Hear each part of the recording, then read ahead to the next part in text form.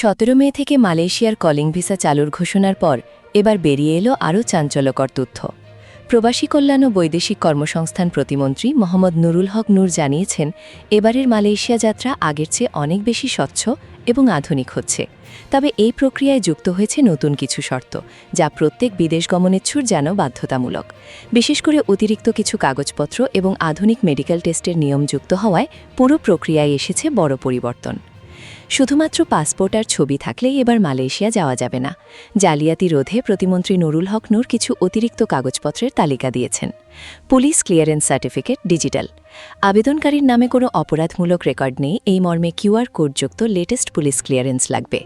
জাতীয় পরিচয়পত্র, এনআইডি ও জন্ম নিবন্ধন। এনআইডি এবং জন্ম নিবন্ধনের তথ্য অবশ্যই পাসপোর্টের তথ্যের সাথে হুবহু মিল থাকতে হবে। বিএমইটি, স্মার্ট কার্ড, ডেটাবেজে নাম নিবন্ধন ছাড়া কোনোভাবেই কলিং ভিসার জন্য আবেদন করা যাবে না।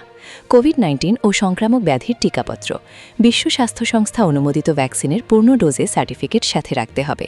কারিগরি দক্ষতার সনদ, যদি আপনি কোনো বিশেষ কাজে যেমন ড্রাইভিং, ইলেকট্রিশিয়ানে যান, তবে সেই কাজের ওপর অনুমোদিত প্রতিষ্ঠান থেকে প্রাপ্ত সার্টিফিকেট লাগবে। নতুন মেডিকেল টেস্ট, কঠোর স্বাস্থ্যবিধি। কোরবানি ঈদের পর শুরু হওয়া যাওয়া মেডিকেলে এবার যুক্ত হয়েছে অত্যাধুনিক কিছু পরীক্ষা। মালয়েশিয়া সরকারের চাহিদা মতো প্রতিমন্ত্রী নুরুল হক নূর নতুন এই মেডিকেল প্রোটোকল ঘোষণা করেছেন। বায়োমেট্রিক স্ক্রিনিং, ভুয়া রোগী সাজা বন্ধ করতে মেডিকেলের সময় ফিঙ্গারপ্রিন্ট এবং চোখের মনি স্ক্যান, আইরিস স্ক্যান করা হবে। টিবি ও ফুসফুসের বিশেষ পরীক্ষা, মালয়েশিয়ায় যক্ষ্মা বা টিবি রোধে এবার ফুসফুসের এক্স-রে ডিজিটাল মেশিনে করা হবে।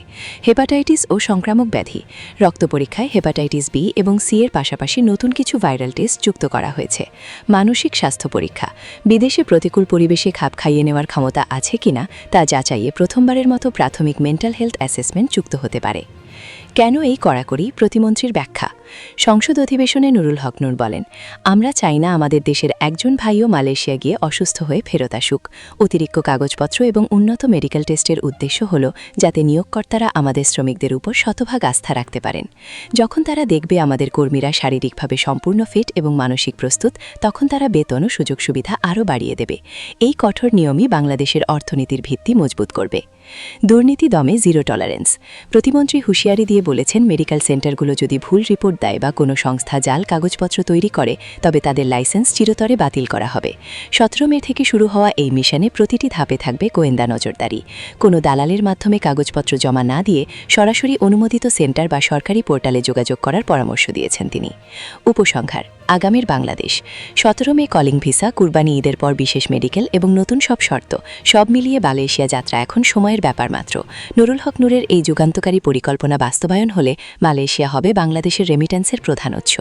এটি শুধু একটি মানুষের বিদেশ যাত্রা নয়, এটি একটি পরিবারের স্বপ্নপূরণ এবং বাংলাদেশের অর্থনৈতিক ব্যবস্থার আমূল পরিবর্তন।